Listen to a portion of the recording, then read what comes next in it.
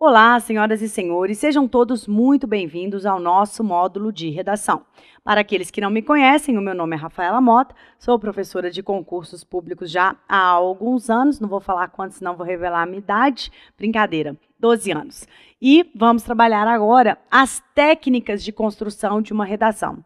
Eu sempre gosto de deixar nesse contato inicial um endereço de e-mail, um endereço de Facebook, algum endereço de contato para que o aluno possa se manifestar, possa colocar as suas dúvidas, possa colocar as suas críticas, as suas sugestões. O meio que eu mais tenho utilizado tem sido o Facebook. Então, você pode, não é para adicionar, tá? Isso aqui não é a minha página pessoal, é minha página profissional. Então, você entra lá nesse Facebook, rafaelamota.professora, tem o ponto e tem os 2 T's. Lá tem como você mandar mensagem, tem como você acompanhar os vídeos que eu posto, as dicas que eu dou, as curiosidades sobre a língua. Estou sempre me comunicando ali com os alunos. Tem sido um canal bastante interessante, bem agradável de comunicação. Então, eu convido você a acessar e fazer deste canal um canal, então, para que nós possamos ter uma comunicação, obviamente, toda ela referente à língua portuguesa. Joia? Sejam todos muito bem-vindos, mais uma vez. Nós vamos começar, então, a trabalhar a redação. Basicamente, a redação que cai em concurso público é a tipologia da dissertação, e eu vou me ater a esta tipologia. O objetivo do nosso curso, então, de redação é, agora, de início, falarmos sobre a introdução da dissertação, ok? Então, primeiramente, a gente vai tentar entender o que é que vem a ser a dissertação. Mas antes disso, me permitam apenas chamar a atenção de vocês para a importância que vem sendo a redação em um concurso público. Nós tivemos recentemente o concurso do Tribunal Regional do Trabalho no Rio de Janeiro.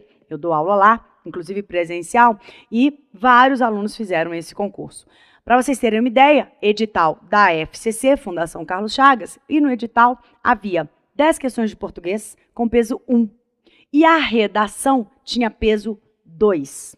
Daí vocês, então, têm uma ideia da importância que vem sendo você ter o domínio desse texto e escrever bem. Eu sei que o aluno tem medo de escrever. O aluno tem medo de escrever, primeiro, porque ele quase não escreveu ao longo da sua trajetória escolar. E segundo, porque não foi ensinado a ele como escrever. Então, davam um tema e falavam para ele, escreve aí. Tá, mas escreve aí como? Né? De onde eu tiro as ideias? Obviamente que as ideias você vai tirar da sua cabeça, mas assim, por meio de qual método eu vou começar a expor as minhas ideias? Então, o objetivo desse curso aqui não é dar ideias a vocês. Eu não posso fazer isso. As ideias, elas pertencem exclusivamente a vocês. Você precisa ter uma boa carga de leitura. Tem uma frase muito interessante. Quem lê muito, quem lê bem, escreve bem. Isso é fatal. Isso é fatal. Não adianta. Se você não lê nada, meu filho, você não vai ter ideia. Você vai ser um alienado do mundo, né? O avô de uma amiga minha dizia assim, ó, quando você não tiver mais nada para ler, leia bula de remédio, mas leia. É a sugestão que eu dou a vocês, pessoal. Principalmente você que está fazendo concurso, você tem que estar antenado, né? Cai provavelmente na sua prova conhecimentos gerais, atualidades. Então, são essas leituras que vão embasar você, são essas leituras que vão dar a você uma carga de conhecimento. Então, assim, eu gosto de deixar isso muito bem claro no início do curso, porque eu não vou fazer milagre, tá? Para você aprender a fazer uma redação, é preciso uma relação entre duas partes.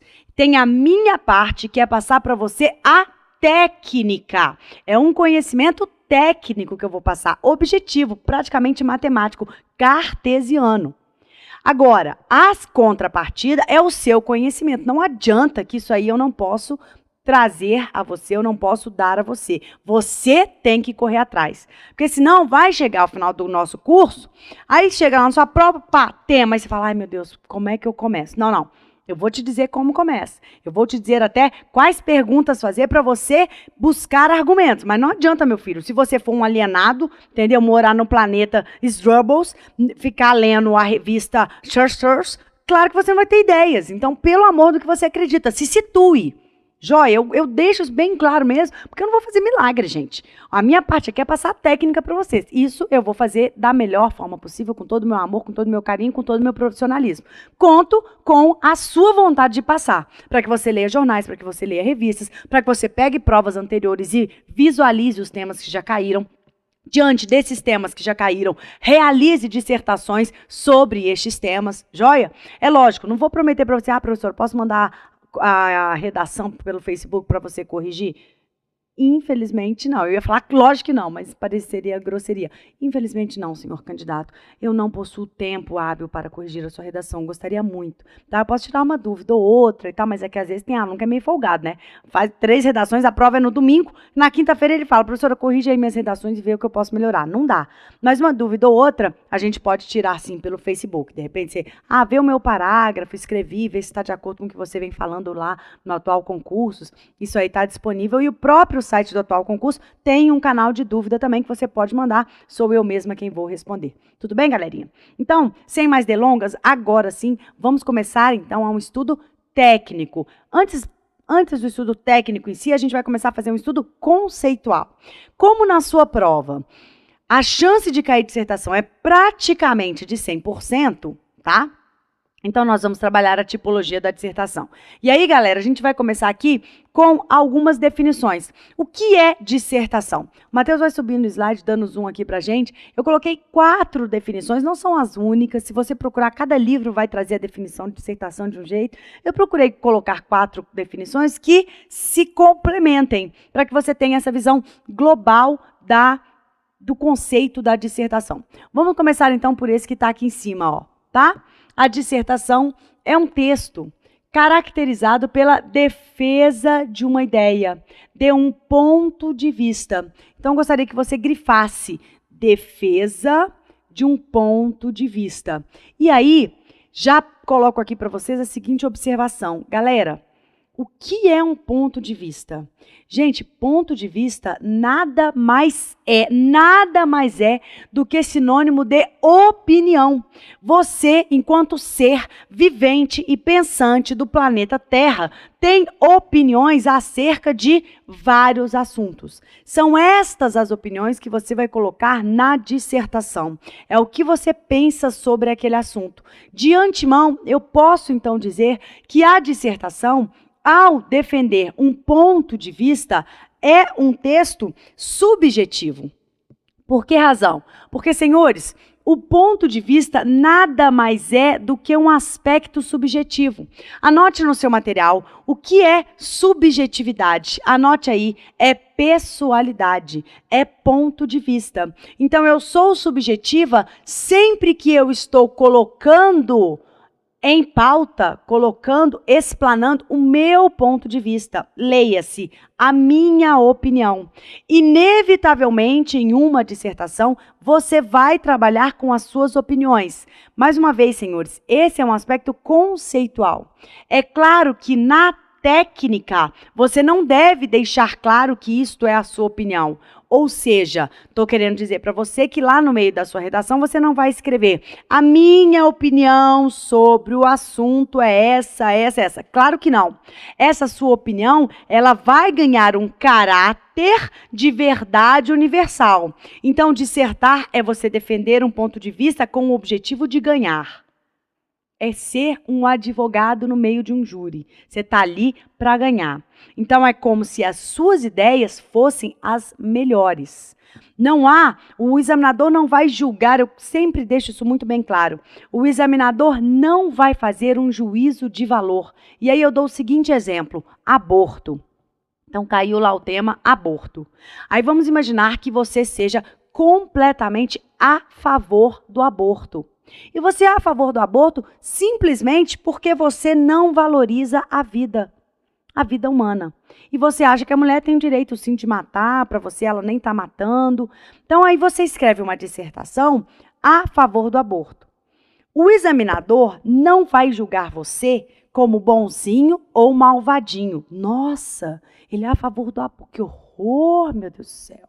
Essa pessoa não tem princípios, não tem moral, não tem valores, deve ser presa, inclusive. Claro que não, gente. Não há esse juízo de valor. O que há é um juízo objetivo da argumentação que você vai usar para defender a sua posição favorável ao aborto. Se você começar a dizer que você é favorável ao aborto porque Deus quis assim, ou porque você ouviu falar que a mulher tem direito sobre o seu próprio corpo, ou porque uma vizinha sua ficou grávida e o namorado não assumiu e você viu o sofrimento, ou porque você mesma ficou grávida.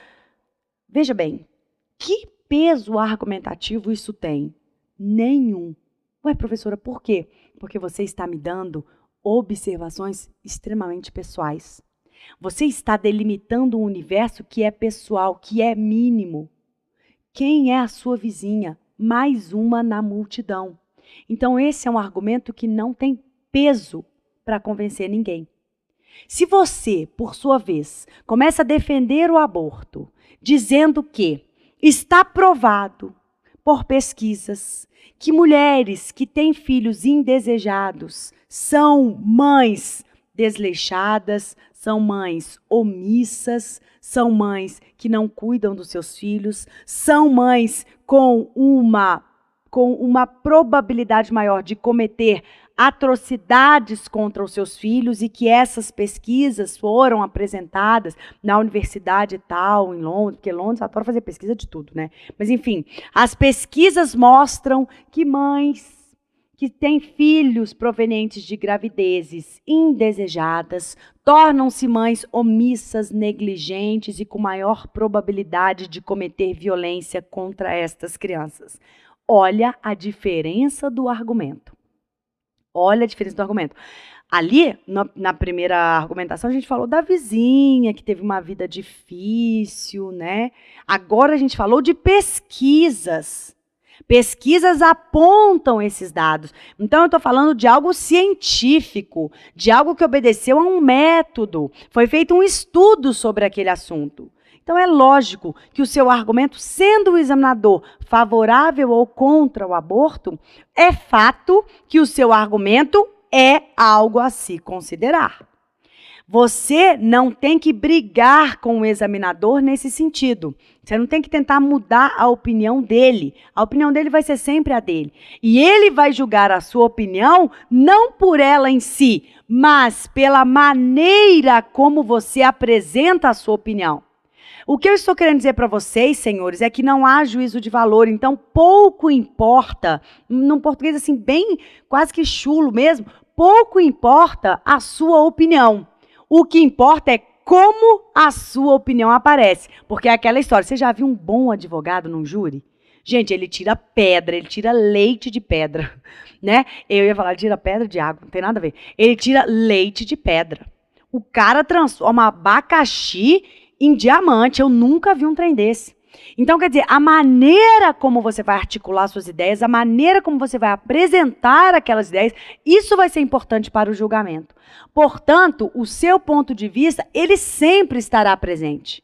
Agora, se você vier com um papinho de que foi Deus que quis assim, nada contra Deus, tá? Não sei se você tem religião ou não, isso aqui não vem ao caso. Ah, Deus quis assim. Ah, minha religião não permite. Ah, minha mãe me ensinou assim. Fala sério. Não estou menosprezando nada disso, mas é que em termos argumentativos não tem peso de argumento de autoridade. É completamente diferente, independentemente do amor que você sinta pela sua mãe ou pela presidenta Dilma. Quando a sua mãe disser uma coisa, isso tem um peso. Quando a presidenta Dilma disser, isso tem outro peso nos aspectos argumentativos. Então, elas podem dizer exatamente a mesma coisa, mas se foi a sua mãe que disse, não cite a fonte como sendo a sua mãe. E se foi a Dilma quem disse, cite, porque ela, enquanto presidenta da República Federativa do Brasil, é uma autoridade. Goste você ou não, tenha você votado nela ou não, ache você que ela se veste bem ou não, goste você do cabelo dela, não importa. Ela, enquanto presidenta do Brasil, é uma autoridade. Então, o que aquela mulher falar, você tem que prestar atenção, porque você pode usar aquilo para embasar um argumento seu. Então, amigão, você tem que colar. Você tem que colar em quem? Você tem que colar na presidenta, nos ministros do Supremo, nos pesquisadores de Harvard, entendeu? Nas pesquisas do IBGE, nos estudiosos sobre o assunto. Você tem que colar nessa galera. Por quê? Porque é essa galera que, ao falar, pronto, vira autoridade. Você tem que se basear nisso para dar como exemplo na sua dissertação. Beleza, galera? Tranquilo? Então, essa é a primeira definição. Olha a próxima definição. É um texto em que se faz uma argumentação. Rafael, o que vem a ser uma argumentação? Tá aqui, ó. questionamento sobre determinado assunto. Argumentar é você questionar, é você levantar questões sobre determinado assunto. Por exemplo, você vai levantar questões sobre se vale a pena o aborto continuar sendo proibido em casos de gravidezes indesejadas, não provenientes, por exemplo, de aborto, né, de aborto, não provenientes de estupro, de alguma violência contra a mulher, porque hoje esse aborto ele é legalizado no Brasil, né? Agora, você, se for argumentar sobre essa temática, então você vai levantar questões. Poxa, vale a pena o aborto continuar sendo proibido? Já que as mulheres que fazem abortos clandestinos perdem suas vidas, têm infecções, nananana, pronto, tá valorizando aí o aborto, entendeu? Tá, pelo menos tentando convencer de maneira objetiva. Mais uma definição, é a discussão organizada de um problema. Você está vendo que as definições são um tanto quanto parecidas, um tanto quanto complementares, porque essa é a ideia mesmo. Na verdade, aqui é te apresentar a dissertação sob o seu aspecto conceitual. E aí você deve levar em consideração estes conceitos, mas sempre tendo-os como conceitos complementares. Na verdade, eu estou falando da mesma coisa, só que de maneiras diferentes. E muito provavelmente, você pegando aí uma outra obra, você vai encontrar outras definições. Isso é extremamente natural. Tranquilo, galera? Então tá aqui, discussão organizada. Palavra-chave, galera, organizada. Organizada é a palavra-chave. Por quê? Porque a organização, ela pede a técnica. Escreva aí. A organização exige a técnica. É aqui que eu entro, para te passar a técnica. Como você vai organizar as suas ideias? Eu tenho várias ideias sobre a homossexualidade. Então, o que você vai colocar primeiro? O que você vai colocar no final? O que você vai colocar na introdução? Essa é a técnica. Organizar as suas ideias é organizar essa discussão, é aplicar a técnica da dissertação. Isso aí eu vou te ensinar. E mais uma definição, agora aqui desse ladinho. Dissertar é o mesmo que explanar sobre um tema. Galera, explanar sobre um tema é a mesma coisa que questionar um determinado assunto. Levantar questões, apontar um ponto de vista, explanar um tema, desenvolvendo, organizar ideias, tudo isso faz parte da dissertação, tá? Então, aqui temos várias palavras-chave para definirmos o que vem a ser a dissertação. Com qual objetivo? Lembrando, se ela é a opinião de alguém sobre determinado assunto, que deverá ser apresentada de maneira clara, de maneira objetiva, de maneira organizada, com o objetivo de convencer o leitor de que aquele seu ponto de vista é o que deve ser seguido. É como se fosse uma guerra. Você está em um tribunal, é um advogado e você tem que convencer aquele júri de que o seu cliente é culpado ou... Não, convencer de que o cliente é culpado é meio complicado, né? Aí não precisa de advogado. Quem vai ser o promotor? Convencer, então, aquele júri de que o seu cliente é inocente. Beleza? Então, como eu falei, que fique claro, não haverá juízo de valor. Eu sou a favor do... Não tem problema algum, tá? Professora, você é a favor? Não vem ao caso. Nem vou colocar aqui minha opinião para não polemizar. Mas olha só, dependendo do argumento que você usa, aí você convence. Se você quiser usar o outro, eu sou contra o aborto. Pronto. E aí você pode explorar também direito à vida, dignidade da pessoa humana. Aí você deve citar o quê? Tratados internacionais, convenções de direitos humanos. Por isso que eu falei, você tem que colar nessa galera top, na galera intelectual. Entendeu? Porque aí você vai justificar que o direito à vida é um direito que já começa na vida intrauterina, que aquela pessoa não tem como se defender, entendeu? Que as convenções, que é uma tendência mundial valorizar a vida intrauterina, que há pesquisas que mostram que mães que tiveram filhos provenientes de estupro, provenientes de gravidezes indesejadas, se apaixonaram por esses filhos e têm uma relação saudável com eles, e por aí vai. E aí cita caso, então tá vendo? Dá para argumentar dos dois lados, não importa. importa se eu sou a favor ou se eu sou contra. O que importa é se eu sou capaz de convencer sendo a favor ou se eu sou capaz de convencer sendo contra o aborto. Tudo bem, galerinha? Gosto de dar esse exemplo do aborto porque já é polêmico e geralmente o aluno já vai para o lado errado. Qual é o lado errado do aluno? Fazer julgamento de valor. O lado errado do aluno é fazer julgamento de valor. Ah, eu não posso dizer que eu sou a favor do aborto. Lógico que pode. Ah, eu não posso dizer que eu sou a favor da compra de armas. Lógico que pode. Ah, eu não posso dizer que eu sou contra o aborto. Lógico que pode. Você pode dizer tudo. O que importa é como você vai dizer esse tudo. E aí, vai ser um Zé Mané? Vai se basear o quê? Na história em quadrinhos? No gibi da Mônica? Pô, tá de brincadeira, né? Ninguém vai ler tua redação, nego vai ler e falar. Aí vai escrever lá, sabe o quê? Argumentação inconsistente. Com toda razão. Né? O que é uma argumentação inconsistente? É uma argumentação que se baseia em ideias genéricas, ideias que não sejam argumentos de autoridades. Beleza? Vamos então prosseguindo, senhores.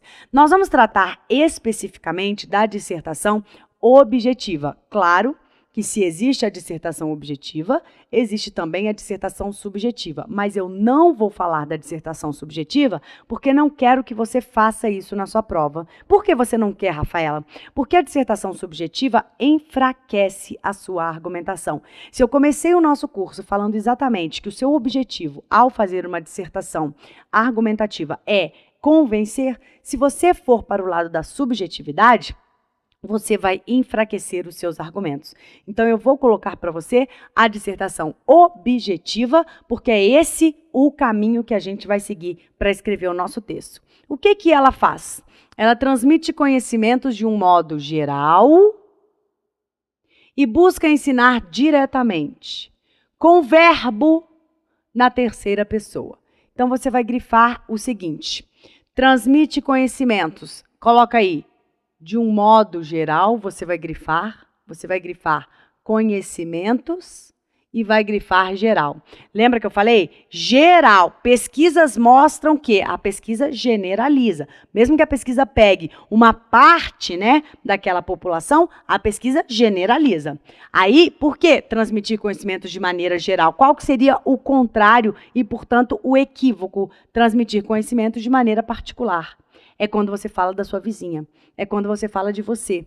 É quando você fala do seu primo de segundo grau. É quando você fala do seu professor da faculdade. Quem são essas pessoas? Ninguém. Com todo respeito, é claro. Lógico que são pessoas. Mas, argumentativamente, não são autoridades no assunto. Então, não dá para falar do conhecimento de modo particular. Você não pode citar esses exemplos tão particulares. Você tem que citar exemplos gerais. E conhecimentos com exemplos gerais dizem respeito a um conhecimento que é acessível a todos. Então, por isso que você tem que citar fontes, pesquisas, universidades, autoridades, governantes, políticos, formadores de opinião, etc. Porque aí você está transmitindo conhecimento de um modo geral. Mais uma vez, qual que seria o contrário de geral? O modo particular. O que ela busca? Busca ensinar diretamente. A segunda parte que eu quero que você grife é essa aqui, ó. Verbo na terceira pessoa. Aqui, senhores, nós temos um aspecto extremamente interessante que é qual?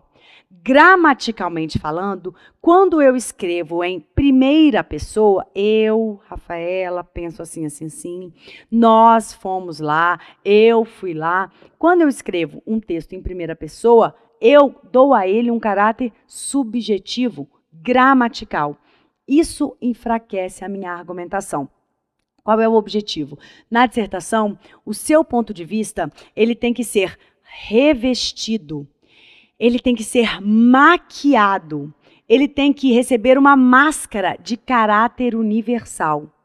É como se aquela sua opinião, que é só tua, que é extremamente pessoal, ganhasse dimensões de uma verdade universal. É como se ninguém pudesse discutir sobre aquilo depois de ler o seu texto. Tamanha a sua carga de convencimento. Então, recorte. É a defesa de um ponto de vista? Sim. Sempre vai aparecer ali a sua opinião. Mas essa opinião, que tem caráter pessoal, não tem como fugir, ela não pode parecer pessoal. Ela tem que parecer, ela tem que ser maquiada. Ela tem que se transformar em algo impessoal. E como é que eu faço isso? Gramaticalmente falando, senhoras e senhores. Eu faço isso escrevendo na terceira pessoa. Anotem, a marca gramatical de um verbo na terceira pessoa indica isso aqui, ó, impessoalidade. Olha que interessante, o texto dissertativo, ele emite uma opinião, mas de forma impessoal. É mais ou menos isso que eu estou tentando explicar. Eu tenho meu ponto de vista, mas eu vou revestir esse ponto de vista de um caráter impessoal. Como? Muito simples, não usando a primeira pessoa. Olha, isso aqui, esse é um momento assim que eu quase tenho um ataque nervoso, porque eu falo, não escrevam em primeira pessoa, e o aluno escreve. Por que o aluno escreve? Porque determinados autores dão esses exemplos, dizendo que é possível. É possível sim, mas não em uma prova de concurso. O examinador de uma prova de concurso está interessado no seu poder de persuasão. Não coloque a primeira pessoa na sua prova de concurso. É lógico, por exemplo, um colunista de jornal. O colunista de um jornal está fazendo a coluna dele e vai apresentar a defesa de um ponto de vista, que é, portanto, uma argumentação, uma dissertação. Ali, não tem problema o cara falar na primeira pessoa, eu fiz isso, eu penso isso, eu vivi isso, não tem problema ele citar o exemplo dele. Ele é um colunista, o objetivo daquele artigo, o objetivo daquele texto ali é estabelecer um contato com o leitor, opinativo, mas um contato. E, a depender do texto, estabelecer, inclusive, uma proximidade com o leitor. Aí, lógico, se ele quer estabelecer uma proximidade com o leitor, ele fala dele. Concorda comigo? Se eu quero ser íntima de vocês, meus alunos, eu começo a falar da minha vida. Se eu não quero, se eu sou reservado, ó, para aqui. Parou aqui na câmera. Você cuida da sua, eu cuido da minha, sou aqui a sua simples professora. Entendeu? Então, a depender do texto, eu vou usar marcas de pessoalidade. Na dissertação, não. Você não tem que ser amiguinho do seu examinador, você tem que convencer o seu examinador. Tanto é que não se assina a dissertação. Ah, por quê? Logicamente, porque senão vai identificar você como candidato. A gente sabe que não pode haver marcas de identificação em uma prova de concurso público. Isso feriria, obviamente, a igualdade de condições entre os candidatos, né? Mas, independentemente disso, não se assina exatamente porque não é um texto pessoal. A dissertação, ela tem um caráter objetivo, tá? Então, a dissertação objetiva é que a gente vai trabalhar. Vamos dar uma olhada nesse exemplo aqui de texto. Disse que uma pessoa tem boa memória quando é capaz de lembrar prontamente o que deseja lembrar. Ponto. Em outras palavras, sua memória é retentiva e seletiva. Ponto. Por outro lado, a assim chamada memória fotográfica é realmente uma desvantagem, porque significa que a mente fica atravancada de detalhes não essenciais de que não há necessidade de lembrar. Ponto. Esse texto aqui foi retirado dessa obra, Como Aprender Mais, não é um texto meu, e eu trouxe aqui para a gente ter o objetivo de criticá-lo. Criticá-lo sob que ponto de vista, Rafaela? Vamos lá, galera. Primeiramente, esse texto está escrito com a primeira ou a terceira pessoa. Aí é só olhar para um aspecto gramatical. A terceira pessoa é um aspecto gramatical. Olha para cá. Você viu algum verbo na primeira pessoa? Ó, é eu digo? Não, é diz-se. O verbo está na terceira pessoa. Tá? Você viu algum pronome pessoal? Eu, meu, minha experiência? Não, nada. Olha lá, verbo sempre na terceira pessoa. Ó. Tem boa memória, é retentiva, é capaz, deseja lembrar. Então, sobre os aspectos gramaticais, esse texto, de fato, fez o dever de casa, né? Ou seja, ele apresentou apenas a terceira pessoa. Para provar para você que a dissertação... Quando você lê isso aqui da primeira vez, você chega quase que a assinar embaixo, entendeu? Você chega quase que a assinar embaixo. Isso por quê? Porque o cara escreveu em terceira pessoa. Quando a gente escreve em terceira pessoa, isso aqui já ganha uma carga argumentativa enorme. É muito mais fácil o cara te convencer, porque ele afirma, ele não fala que é a opinião dele. Olha aqui uma afirmação que ele faz muito interessante. Por outro lado, a chamada memória fotográfica é realmente uma desvantagem. Olha o que o cara falou, que a memória fotográfica é uma desvantagem. E aí ele justifica esse argumento. Por quê? Porque significa que a mente fica atravancada, entulhada de detalhes não essenciais, de que não há necessidade de lembrar. Quando você lê isso aqui, parece até um artigo científico. Só que é uma mera opinião. É uma mera opinião. Ele justifica a desvantagem da memória fotográfica, porque ele considera a memória fotográfica como uma desvantagem. Porque, por exemplo, eu, Rafaela, não considero. Quisera eu ter memória fotográfica. Tem alguns alunos que têm, e é interessantíssimo. O cara escreve e a memória fotográfica é aquela que capta a imagem, né? Então, ele se lembra, na hora da prova, ele lembra até a cor da caneta que ele escreveu no caderno. E se ele escreveu no canto esquerdo ou no canto direito superior da folha. E ele lembra que ele fez um balãozinho naquela informação. Provavelmente, vários de vocês que me assistem agora têm essa capacidade. Então, olha como é fácil. Eu, Rafael, estou rebatendo. Tá? Eu posso dizer que a memória fotográfica é uma vantagem porque ela é capaz de lembrar de detalhes que fazem a diferença. Quem é que passa em um concurso público? Quem sabe mais detalhe? É ou não é? Passar em concurso público é acumular conhecimento. Você vai acumulando conhecimento, aí você começa a estudar. Sujeito. Beleza, aí você sabe o geral de sujeito. Aí você vai se aprofundando, aí você vê que tem um detalhe, que tem uma exceção, que tem um caso especial, que tem uma regra especial. E aí você vai acumulando estes detalhes. E estes detalhes podem fazer a diferença na sua aprovação. Então, é facilmente rebatido este argumento aqui. Então, aí, mas e aí, Rafaela? A memória fotográfica, ela é uma vantagem ou uma desvantagem? Não tem certo e errado, galera. Porque se a dissertação te apresenta a possibilidade da defesa de um ponto de vista, é porque você vai colocar o seu ponto de vista. Agora, de que maneira? Não tem certo e errado. Mas a depender de como você escreve, você ganha força. Então, o cara aqui jogou tudo na terceira pessoa. Ele foi sensacional, cumpriu o dever de casa. Ele chega quase a convencer a gente. Ou até chega a convencer. Ó, de fato, o que ele fala procede. Se a memória fotográfica é aquela que, retém tudo, né? Então, de fato, ela vai lembrar de detalhes que não são essenciais. Agora, eu posso contra-argumentar. A memória fotográfica retém tudo. Então, ela vai lembrar de todos os detalhes. E os detalhes fazem a diferença em uma competição de conhecimentos. Tá vendo? O que eu falei não está certo nem errado, o que ele falou não está certo nem errado, o que eu falei procede, o que ele falou procede. A maneira como eu vou apresentar e a maneira como ele vai apresentar, esta é a única coisa que será julgada pelo examinador. Tudo bem, galerinha? Nós vamos finalizar esse bloquinho. No próximo, a gente continua a falar da dissertação. Forte abraço para você e até daqui a pouquinho.